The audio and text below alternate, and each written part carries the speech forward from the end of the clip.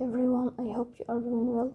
Today we'll talk about how to fix or how to solve the problem of Luzia app. You will go to settings as you see and you will click.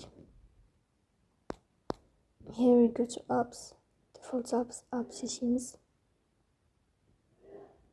Then here in this page you will search about Luzia app and you will click.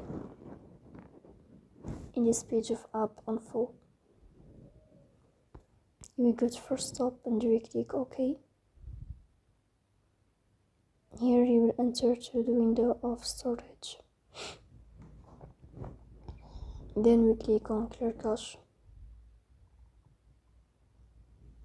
Here you will go to Wi-Fi, you will turn off your Wi-Fi and you will turn on your Wi-Fi again. So that's all, don't forget to support us by like and subscribe.